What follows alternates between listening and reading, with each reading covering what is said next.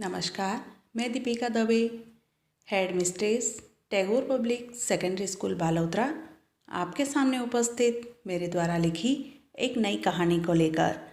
कहानी का शीर्षक मैंने रखा है दानी। ये कहानी समाज में व्याप्त दिखावे की परंपरा पर चोट तो सच्चे दानी की परिभाषा प्रस्तुत करती हैं।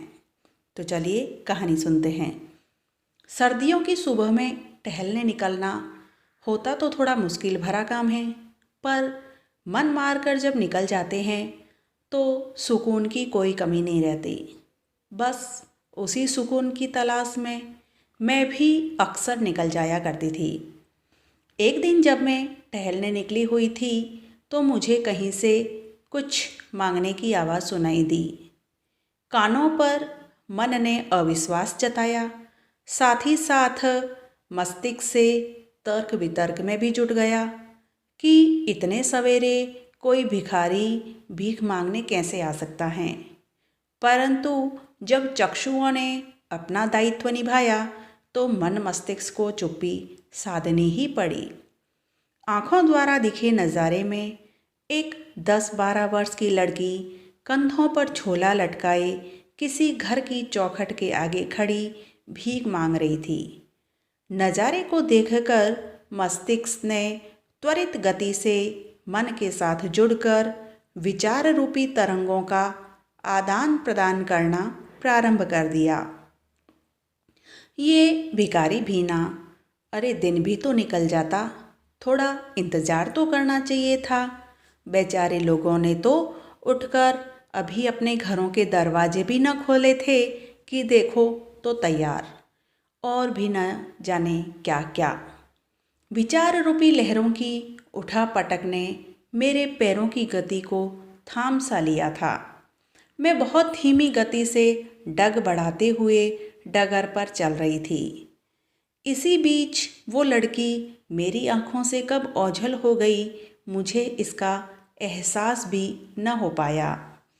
मैं सवालों के बोझ से लदे मन मस्तिष्क के साथ आगे बढ़ती ही चली गई। तभी अचानक से मुझे एहसास हुआ कि मेरे आसपास कुछ गायें और कुत्ते खड़े हैं।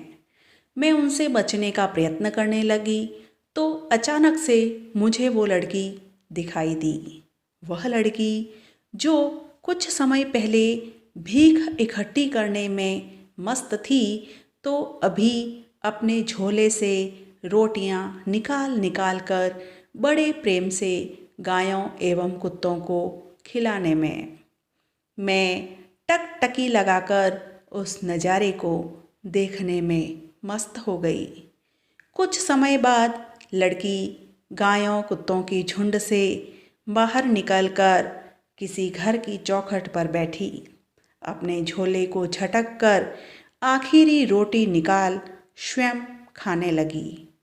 उस दृश्य ने मुझे रोमांचित तो किया ही, साथ ही साथ अमीर गरीब, दानी और भिखारी में समझ भी पैदा कर दी।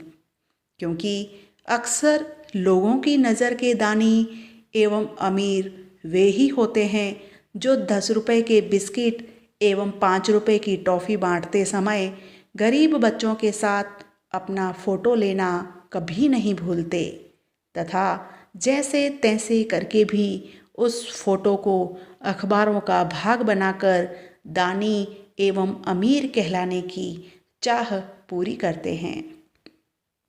अब तो बहुत देरी हो गई थी।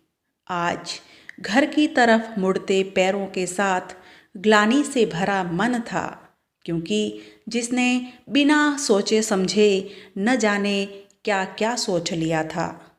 परंतु इन सब के बावजूद खुशी की एक रेख हृदय में कहीं न कहीं छुपी ही रही कि आज सच्चे दानी के दर्शन हो गए, अन्यथा जीवन भ्रम में ही व्यतीत हो जाता।